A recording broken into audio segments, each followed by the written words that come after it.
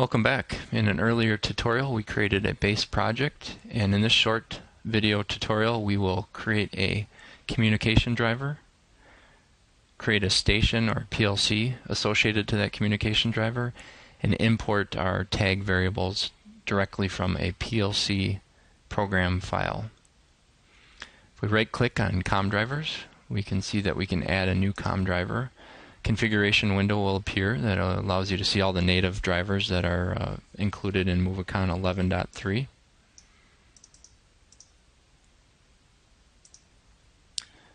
We've created a driver based on Allen Bradley Ethernet IP, and now we will configure a station.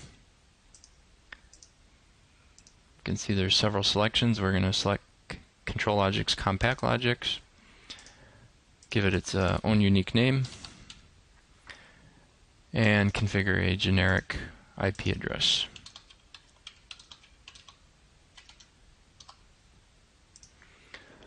Once you've created a station, you can create additional stations per your application.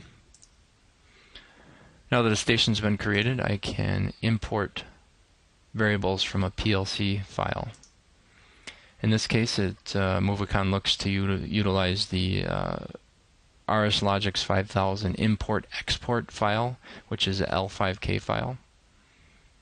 When I select that file, you can see that Movicon was able to successfully read it, including our user-defined with multiple variables. We've created two, one called a valve and also one called a motor, each with several members based on floating points and some booleans. I'm going to select all variables, associate it to the station I created, and import.